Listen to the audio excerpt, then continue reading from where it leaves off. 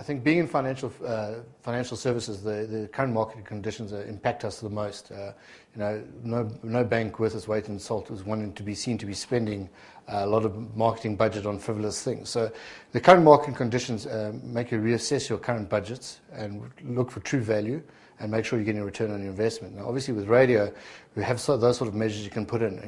If we do a campaign on a particular radio station, we know when the calls are coming in and those type of things. So astute marketers, and particularly what we've had to do in the bank, is to use our budgets extremely wisely, invest in mediums that give us that return on investment, and then to look at how we derive added value. What generally happens, and particularly what we've decided on, is we've had a return to the basics. We've sort of not looked at acquisition and bringing new customers to the mix. We've looked at looking after our current existing portfolio. So then radio will play a totally different role going forward for us. In the past, we would have used it as a great acquisition tool or to launch a new product. When that sort of strategic intent isn't there, and we're looking more to foster relationships with our customers and to tell them why they should be banking with us. The nature of the campaigns will change from being all bells and whistles to more meaningful and illustrating value. So if I can give an example, in the past, instead of saying get a credit card and we give great rates, probably the attitude would be more about, as an existing FNB customer, you have access to things like the AA emergency roadside assistance. So we'll talk more about specifics of the product rather than generalizations. So the role of radio becomes a lot more important, strategically important for us, because instead of just putting a generic message out there, we need more tailored messages to our customer base. And the only way I see us doing that is through tactical promotions on air. So and trying to get customers to understand the experiential side. So we will be looking to promote value adds more over the next 12 months to 18 months rather than purely the selling credit. We may be looking more to doing generic messages to the whole customer base. So, for example, you'll find us using radio a lot more for 2010 type properties and that type of thing, where we can get better value than we would on, say, television for our investment without having the huge cost of TV production. So you won't find as many specific messages around unique promotional offers on, say, for example, a credit card.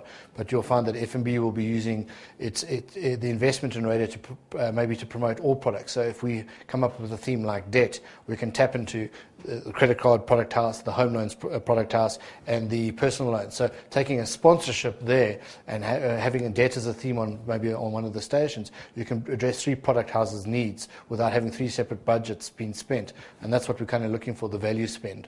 The beauty of radio is that you're always allowed to be creative. It's not sort of a one-size-fits-all approach. And particularly from FNB's point of view, we try to use the strengths of the medium every time and the unique strengths of each radio station. So if it's a Cape Town-based station, we try to use the local personality of that station to deliver a message to that audience. And alternatively, in Joburg, we use the different variety of stations for different variety of messages. So for us, we don't go into a radio campaign buying something off the shelf. We'd rather tailor-make it for ourselves with negotiation with particular radio stations and get what the promotion we feel will deliver our results as well as be entertaining radio. Often we put a lot of weight into the media planning agencies, and I think that's one of the biggest shames that's happened, is that the traditional skills of understanding different mediums and their strengths and weaknesses have been lost. The clients become too reliant on some of the media planning agencies, and likewise, it's not fair on the media planning agencies because they may recommend a radio station, and the client, just because of personal preference, doesn't buy into that media plan. So I think everyone will benefit from having a sort of an uplifting view of radio and a more balanced view. The more recent campaigns we've done and the sort of radio houses we've used, it's been imperative that we all sit around and have an open table discussion, because there's nothing worse, I believe, than a client wanting a campaign done a certain way and the DJ not buying into what the bigger picture is, and he doesn't. And it's all about the delivery and the interpersonal relationship with the audience. Our respected DJ says that's just not going to work with my audience, but then he must have his facts with him. But the reality is, because at the end of the day, we all report to someone who's looking at results.